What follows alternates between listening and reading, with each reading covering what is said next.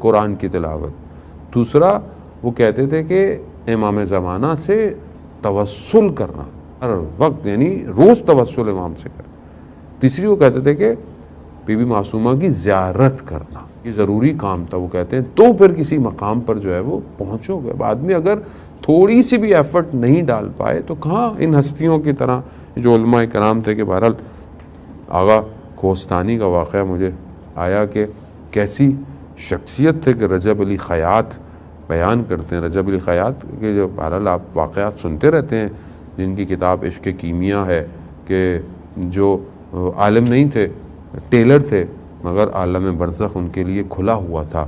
تو وہ کہتے ہیں کہ آغا کوہستانی کے وجود سے نور نکلتا تھا اور آسمان کی طرف جاتا تھا.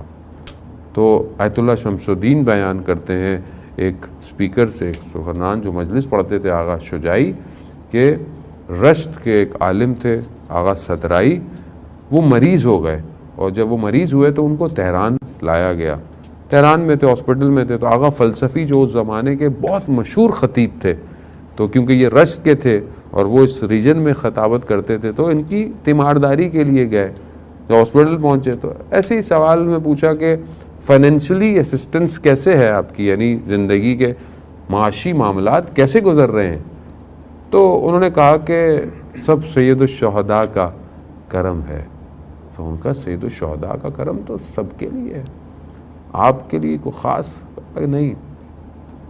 سید الشہداء کا کرم. پھر انہوں نے اپنی داستان بتائی کہ میرے پاس ایک باغ تھا، اور اس باغ کو میں نے سودا کیا اور میں آغا کوہستانی کی خدمت میں پہنچا.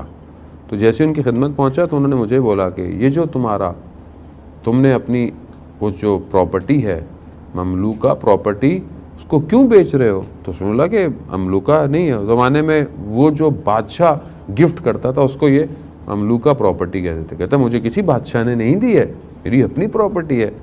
کہہ رہا ہے تمہیں یاد ہے جوانی میں جب تم کربلا گئے تھے تو تم نے امام حسین کی زری کو پکڑ کے یہ دعا مانگی تھی کہ مولا مجھے کوئی ایسا سسٹم، ایسی چیز دے دیں جو بڑھاپے میں میرے فائننس کو مینیج کر سکے. کہا یہ سید الشہداء نے تمہیں باغ دیا تھا.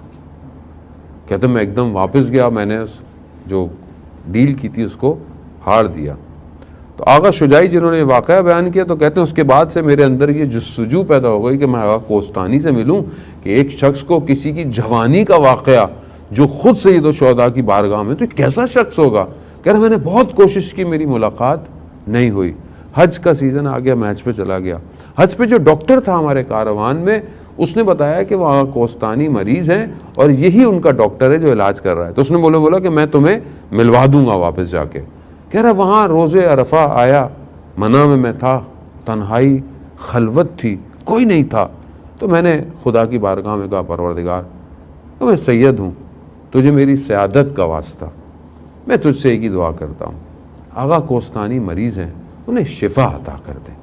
کہتا یہ میں نے دعا کی، میں واپس آیا، میں نے بڑی کوشش کی میں مل پاؤں. 11 مہینے گزر گئے، میں ملاقات نہیں ہوئی. میں مشہد مقدس چلا گیا مولا کی بارگاہ میں. جیسے ہی میں رواق میں پہنچا تو میں نے دیکھا کہ ایک شخص، بوڑھے سے شخص کو کچھ لوگ پکڑ کے لا رہے ہیں. میں نے پوچھا کون ہے؟ کہا آغا کوہستانی ہے. میں دوڑتا ہوا گیا، میں نے ہاتھ پکڑا، بوسہ لیا.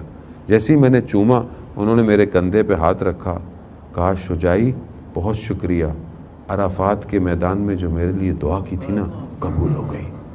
کہتا ہے میں وہیں بیٹھ گیا، آدھے گھنٹے میں یہی بیٹھا رہا کہ وہاں جب میں دعا کر رہا تھا کوئی شخص نہیں تھا میرے پاس.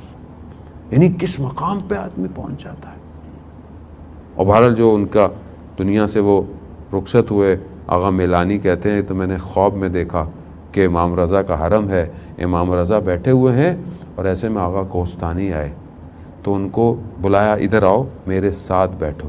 کہہ رہا میں بیدار ہوا، میں سمجھ گیا کہ یہ دنیا سے رخصت ہو گئے. اور جب میں نے اس وقت اپنے بیٹے سے کہا کہ پتہ کرو، نجف میں تھے، تو انہوں نے کہا کہ آغا کوہستانی کا انتقال ہو گیا. اور میں نے کہا کہ ان کو امام رضا نے بلایا ہے، ان کو یہیں دفن کیا جائے.